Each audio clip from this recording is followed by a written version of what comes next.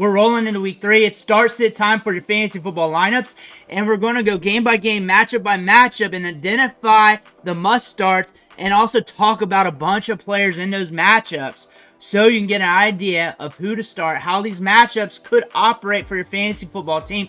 This is the video where if you have a start-sit question, drop it in the comments below, and I will answer it late tonight, probably around 11 p.m., midnight, somewhere around there. But I'll answer all your questions. Please help somebody else out by answering their question as well, and we'll all keep that rolling in the comments.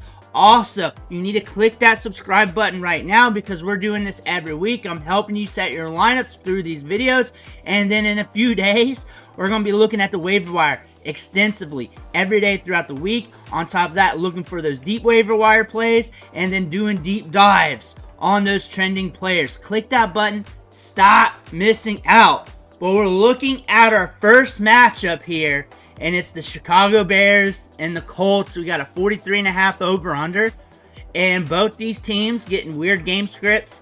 We got 2 quarterbacks. That's very ambiguous right now. And the thing about this game could get very weird. DJ Moore is going to get a lot of targets. That's about the only thing I can really predict out of the Bears right now until we get something out of Caleb Williams that's more steady Eddie. But with the run backs, Michael Pittman's getting about a 30% target share, but not enough fantasy points for you to like it. Jonathan Taylor's always getting that work. Of course, you're looking at these quarterbacks. Caleb Williams, you're kind of leery of that because back-to-back 7-point games. And you're also looking at Anthony Richardson and his completion rate, but he can also get you yards on the ground. So you're going to be looking at him pretty hardcore. But all in all, DJ Moore is a guy that's going to get a lot of targets. 10 last week, 8 the week prior. You're going to be looking at him.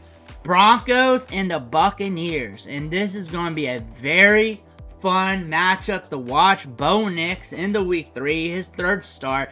Can we get things together, or is it going to be a lot like the last 2 weeks? You can throw in Tampa Bay a little bit, so maybe he can dink and duck his way to 200 yards passing this week. And then the Bucs give up yards to running backs. So Javonte Williams, Jaleel McLaughlin are running backs you're looking at. Javonte Williams is probably going to get the touches and probably an easier start. Jaleel McLaughlin's going to catch some balls out of the backfield. I wouldn't say must start. But again, if you're looking at the Broncos side, they're the guys they're probably going to want to look at. Cortland Sutton's getting targets downfield. He's a YOLO gamble. And then the run backs, of course, you're looking at Mike Evans, Chris Godwin, Rachaad White. You're looking at those guys, but I wanted to bring up the Broncos side because the Tampa Bay side is really easy, and you're going to plug those guys in your lineup at will every week anyways. But Javonte Williams in a matchup where he could be getting volume and he could be scoring fantasy points this week. And we're looking at the Chargers-Steelers here, and the Steelers are not very good at covering the slot. They're very good at covering the outside. We saw Ray McCloud go off in week 1, and we saw Josh Reynolds get a lot of balls over the middle last week for Denver. Lad McConkey here. This should be his time to shine. This should be his time to really do something. But on top of that, it's a little risky. We got a 36 over-under. This could be a slow-paced game, low scoring. We also got J.K. Dobbins, Gus Edwards getting volume up the gut. Not a great matchup, but Gus Edwards could grind out some of those nasty touches. Quentin Johnston, can we have back-to-back games of production? I bet you at least this is going to be a game where he runs a lot of routes and has an okay target share. Run backs, George Pickens every week because he's going to get a 20+% target share. Right now he's at 28%. Which is elite, and he's getting air yards, and he connects well with Justin Fields. You're rolling with Najee Harris if you're really hurting at running back and you don't have any of the top-end guys. But I like Lad McConkey for this matchup. I feel safest with him for daily fantasy football, as in I don't really like the matchup per se. I don't think it's going to add a lot of fuel to the fire, but I think he'll rack up 5 or more targets in this game. Malik Nabers all day. He's going to get all the targets. We're going up against the Browns. 39 over-under. It's going to be a wacky matchup because you got Deshaun Watson versus Daniel Jones. It's just going to be weird. Amari Cooper's getting a lot of targets. He's getting a lot of opportunities. Deshaun Watson's doing his thing, but eventually that's going to catch fire with how many air yards and targets he's getting. Jerry Jeudy, same thing. He's good for a touchdown every once in a while until we get something more steady out of the Browns. Jerome Ford, Deontay Foreman, looks like they're sharing the workload, so you're not 100% trusting it.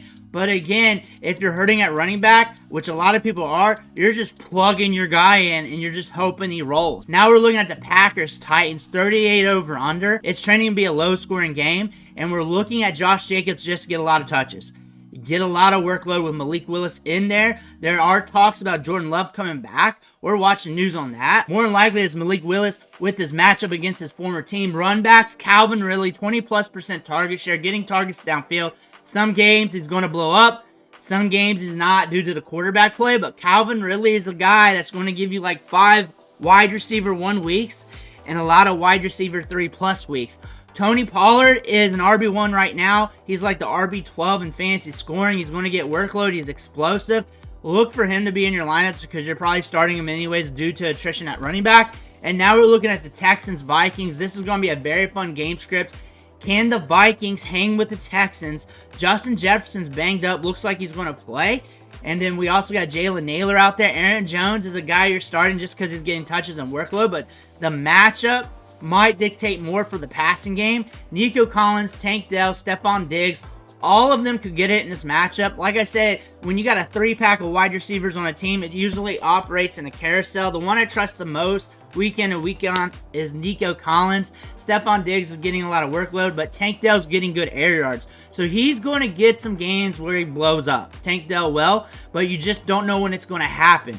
Mixon might be out, more than likely. Cam Akers might be in. Cam Akers is a huge wild card, but he's also looking very explosive off the Achilles injury. So again, a lot of people's gambling with Cam Akers. We're seeing that on Twitter a lot. A lot of people are putting him in their lineups and saying, YOLO, we got a matchup here that could really add some fuel to the fire, at least get you to 10 fantasy points or something like that if he's getting enough workload. I look for the passing game to go off for the Houston Texans here. I look for this to be a Tank Dell matchup, and I look for Nico Collins to do Nico Collins things. Philly at the Saints, 49.5 over-under.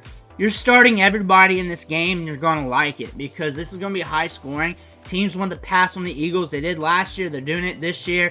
And the Saints are putting up fantasy points. They're putting up real points. They're doing it on the field. You're starting everybody. Chris Olave is going to get deep balls. Rashid Shaheed's going to get deep balls. Alvin Kamara is going to get work. Not all of them are going to hit, but all of them are going to get their opportunities in this matchup. Run backs, Devonta Smith, Saquon Barkley. You're starting everybody. You're starting everybody. Maybe not Jahan Dotson. You're not going to trust that. But you're also watching his looks and touches. His snap share did go up from week 1 to week 2. He's new in the offense. So that's something to look at. And if you're hurting or if you're playing DFS and you want a free chip, maybe you're looking at that anyways. But really, you're looking at the Eagles Saints as one of those matchups where you're starting all the players. Panthers, Raiders, 40 over under. Brock Bowers has been lighting it up. We also got Davante Adams getting the workload as well. He went off last week. Zamir White. If the Raiders can get up on the Panthers and blow them out, it could be a Zamir White game. That is the possibility for that because the game script could blow towards Zamir White, and next thing you know, everybody's on the Zamir White train, which would be an indicator that Zamir White's only startable in matchups where the Raiders got a good lead, which is something to watch. Run backs, Deontay Johnson because of target share, and we're also watching this team with Andy Dalton. Chuba Hubbard was getting the touches last week, but we're watching that because it's getting mixed up with Miles Sanders. Week 1, Miles Sanders got the touches when they were behind, so we're really watching these two running backs. Chuba Hubbard's really the guy you want to put the chip on, which it always has been, but still, you're watching the backfield. It's the Panthers. You don't really want to start these running backs. Dolphins and Seahawks, fun matchup here. So Kenneth Walker more than likely out. Looks like another game of Charbonnet. We're watching the injury reports though. So Kenneth Walker could be in there. Is it DK Metcalf or Jackson Smith-Njigba? We have to see on this matchup. But looks like both these wide receivers are hitting, and Tyler Lockett's a guy you shouldn't sleep on either. But we're looking at the run backs here for the Dolphins, considering what we got at quarterback, and it's your standard guys. Devin Achane, he's getting a lot of work. And he'll probably get more work and a lot of opportunity because they got to keep this team afloat. Waddle, Tyreek Hill. Look for them to get short targets. Look for them to try and get the ball quickly to them to try and get yards after the catch. And look for them to try and be fast-paced after everything's set. Trying to get these fast wide receivers in space to really eat up yards. We got a 41.5 over under. Vegas is thinking the quarterback play is going to slow things down, which could potentially happen. Dolphins give up a lot of points to running backs. So if Kenneth Walker's back, look at him. But Zach Charbonnet is more than likely going to get workload and opportunities. Watch this backfield. Next, we're looking at Niners and Rams. Jordan Mason balling out again. That's what we're going to see. Brandon Ayuk's probably going to get a larger target share, but he might be blanketed. But your run backs, DeMarcus Robinson, because he's getting those deep targets, and he's going to probably push for a 20+% target share considering what's happening, but I look for the Rams to run the ball. I look for them to load up Kyren Williams and run him till the wheels fall off. I look for that to happen. And Kyren Williams had a game last year where he blew up against the 49ers. However, different circumstances. Right now, these Rams are banged up. Look for Jordan Mason to be the safest play here. Look for Kyren Williams to get a lot of workload. Now we're looking at Detroit Lions and the Arizona Cardinals. This is a matchup where you're starting everybody. You're just starting everybody and you're hoping for the best. Marvin Harrison Jr., you're watching him. You kind of have to start him. Greg Dortch out of the slot. I look for him to get a lot of targets in this game. I look for it to be similar to week 1, where they're getting him a lot of targets out quickly around the line of scrimmage. James Conner, because he's James Conner. Run backs, Monty and Gibbs. You just pick your poison with that one. Amon-Ra St. Brown, because he's Amon-Ra St. Brown. He's going to get a big target share. Sam Laporta is still running a lot of routes. He's working out of the slot. He's going to have games where he gets his opportunity. Jamison Williams is always there for that splash play. Big time playmaker. And now we're looking at the Ravens and Cowboys. This game script is going to be fun. It might be broken. It's either going to be really low scoring or really high scoring. And it's going to be a fun one to watch. It's going to be a good science experiment. Derrick Henry getting touches, smashing up the gut against the Cowboys. That tough defense will probably bend and break eventually against that. Zay Flowers getting the short targets. Mark Andrews getting a lot of run over the middle, really finding the zones in there and just eating up targets. And then on top of that, Rashad Bateman has been getting deep targets, so he could be a sneaky play for you in daily fantasy football, not in redraft, unless you're really hurting in Dynasty in a deep league. But I'm not really playing him. I'm just throwing that out there if you want to make a gamble. Run back, CeeDee Lamb. Target share, of course, you're playing CeeDee Lamb. Tolbert has been getting a lot of opportunities in this offense. Looks like he's getting more work. He looked good in training camp. Brandon Cooks was getting a lot of opportunity in week 1. So you're watching these wide receivers. You're probably picking your poison with those guys. Jake Ferguson looks like he's going to be back. You're starting that tight end if you don't have a stud tight end, because whoever's starting at tight end for the Cowboys by default will get targets. Chiefs, Falcons. Another game where you're starting a lot of players, especially on the Chiefs side. Rice and Worthy, you're loading them up. Isaiah Pacheco's out, so they're going to get it quick to the wide receivers. Patrick Mahomes averages 5 more pass attempts per game when Pacheco's out. That's on a very small sample. That's game script dependent, but still, that just makes sense because you're looking at Carson Steele and Samaje Perine here, and that could be targets going to Samaje Perine and Carson Steele getting those goal line carries.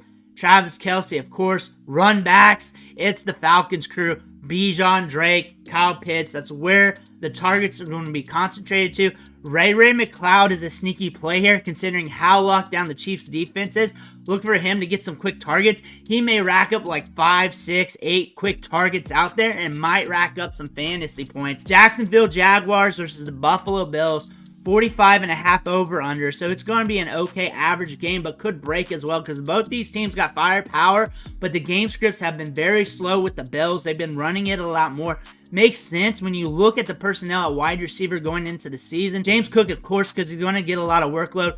Dalton Kincaid's going to get targets. He's going to get his opportunity. We just need the game script to break because there are some quarters where there's just one pass attempt for the Bills. Khalil Shakir or Keon Coleman, pick your poison there. We do not have a wide receiver on this team with more than 8 targets going into week 3. Run backs, Travis Etienne getting workload. He's explosive. Tank Bigsby's been dealing with a shoulder. Brian Thomas Jr. is always a good YOLO play because he's always going to get that one deep target at least with that 4.3 speed. And he can also mount him up as well because he is a very solid wide receiver. A lot of people will start Christian Kirk. He's going to be an up and down option this season, but this could be a game that leads the volume if the game script breaks. Now we're looking at the Commanders versus the Bengals. 47 over under, and this could be a game where the Bengals unload. They just unload that clip. Jamar Chase goes off. Mike Gesicki is the guy I'm looking at to get work. Zach Moss might get that goal line carry to set you over. I look for the Bengals to do well in this matchup. Run backs, Brian Robinson, Austin Eckler always. Terry McLaurin needs to get going, though. I'm not trusting him, but if you're going to start him, this would be the matchup to do so. Those are the must-start plays from every matchup for Week 3 for Sunday and Monday. Let me know who you're starting in the comments below. Make sure to ask your start-sit questions down there. Don't forget to hit that subscribe button on the way out. One thing for watching. Catch you on the next video.